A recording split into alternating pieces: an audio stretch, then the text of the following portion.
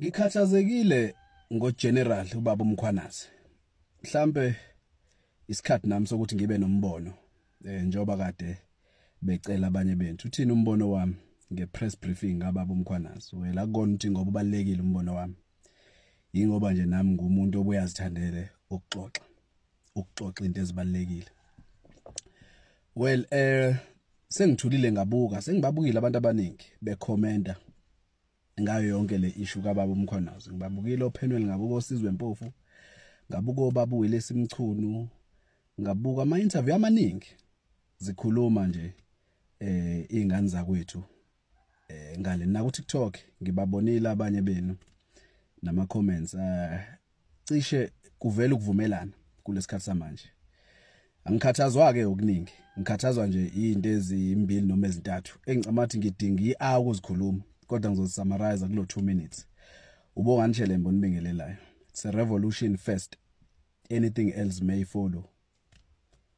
Africa unite first, party politics may follow. We are in a combat mode. Useshila uNdonga baba uMkhwanazi. Hayi siyabonga ukuba nomuntu ofana nobaba uMkhwanazi kulesikhathi samanje. Ngiyacabanga sinenhlanhla enkulu. Sinenhlanhla enkulu.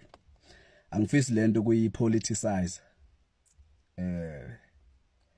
Angifisi ukuyifaka ipolitiki. Mhlamba ngikhulume nje ngathi nobaba uGeneral Mkhwanazi. Into engiphatha kabi kuyona yonke lento ukuthi thina as South Africans isystem siyasazi, izitha zethu seziyasazi, izigebengu lezi zisiphethe seziyasazi nje. Nanoma ngingaba nani ezosifrustrate nezosidina nezosiphatha kabi nezokukhombisa ukuthi izwe lethu lisezandleni zezigebengu. Basazi ukuthi sisodinwa usuku olulodwa and then bese siqhubeke nempilo. Kuningi kwenzeka, maningi amaqhawe eshona phambi kwethu, ebulawa eshona, ebulawa phambi kwethu ngokuthi nje amele iqiniso.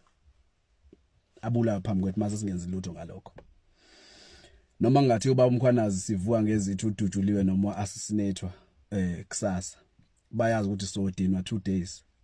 Mhlambe ngalo losuku sobeke sinesikhumbuzo sababa uGeneral Mkhwanazi, siphuze utshwala ngaleso sikhathi kube mnandi kube nje asiqhubeke nempilo. Isitha sethu siyasazi. Iyona inkinga ke ngathi leyo. Sesikujwayela ukuxhashazwa. Uyabo? Sikujwayela ukuxhashazwa. Kunini ngingabala nje uma ngathiwa ngihlehle kancane nomlando kuningi. Kwabulawo Chrisani kwazithulela kanjalo. Noma ungadini wabulawa abantu eMarikana wathulakalela kanjalo. Njalo sikhumbula uma kuzofika leyo date nakhona asenzi lutho olutheni ukuthi nje sithenge utshwala kube mnandi spray. Khona manje bekurigwa amavoti wonke umuntu ebona kwakuthi asidiniwe kwadlula kwaphela kanjalo. Khona manje bekune issue justice for Cwecwe. Kuphele kanjani into yaCwecwe sekudlula sekuphele kanjalo. So siyabantu abantu iyona into ebhlungu leyo ngathi. Iyona into ebhlungu leyo ngathi thina ama South Africans. Because siyabayekela abantu abasikhulumelayo. Siyabayekela abantu abasikhulumelayo. But ke kusuka kudala emlandweni. Ngilale ngikhona. Uma isigebengu so commit crime, into yokuqala esiyenzayo ukulahla evidence.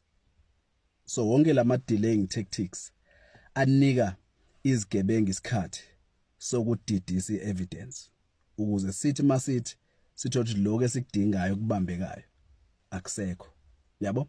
So angeke ngibe surprised uma kuzodlula isikhashana uma esebuyile upresident wenu wathi udila nale issue kufunwe kuthiwe kune commission evidence ayihlangani kuphele kanjalo.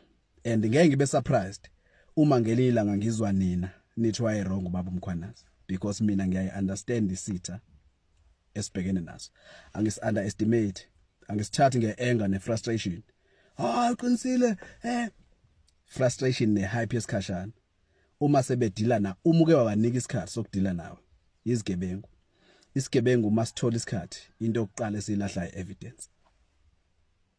Into yokuqala leyo ekufuna uyibeke engqondweni yakho. Yabo? Ukhumbule ukuthi asizicabangeli. Sicabanga ngendlela esiconditionwe ngayo. Banawo wonke ama resources okusicondition. Imedia yabo sekukhulumile ubaba uMkhwanazi ngendlela abakhove ngayo wonke ama institutions asiwathembile, o judiciary, criminal justice system zonke lezo zinto and akubona ukuthi siyaqala ukuzwa siyakwazi ubaba upresident uJacob Zuma kade expose indlela isystem esetshenziswa ngayo ukucindezela abantu abamnyama.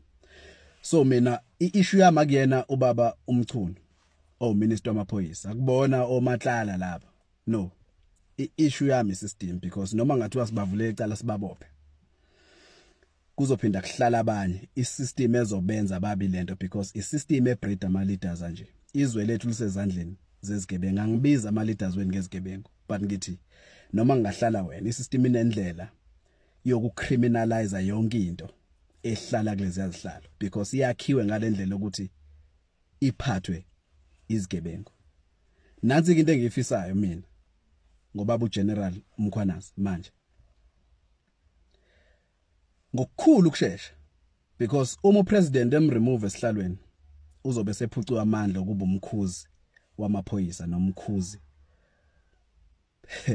uzobe ngasenawo amandla okushutha kuzobe sekuhlele esinye isigebengu kulesi sihlalo esiyotshena amaphoyisa ukuthi awasidubule noma singathi sizama ukwenzana emva kwalokho yabo. So bengamele sinike isikhathi mina bengifisa ukube bengiyimini uNkulunkulu noma umuntu oshotha kwenzakaleni bengizothi ubaba uGeneral Mkhwanazi nabo bonke ogeneral ababona ngokufana noma abalibona iqiniso abalithatha ilizwe ngeStraore libe sezandleni zabo because isikhathi lesi sokuprioritize South Africa yabo and abekho abanye abantu esibathembayo ngale kwabo baba uGeneral Mkhwanazi ayena kuphela nabo bonke ogeneral abafisa ukuthi noma ngingathi abafile but balimele iqiniso. Once sanika lama leaders ithuba once abanika ithuba maningi amathuba ukuthi next week kube ingekho yonke lento esikhuluma ngaso so besilinde investigation esingazi yophela nini so besilinde ukuthi ku establish commission of inquiry esingazi ukuthi izo recommenda ini nawo lama recommendations angekaza implement. Niyayazi lonto akusho mina isikhathi sokuthi lesi bekufanele thina as ama South Africans sikuphoqa ukuthi sifune ilizwe libe sezandleni zabo Traore abafana nobaba uMkhwanazi with immediate effect.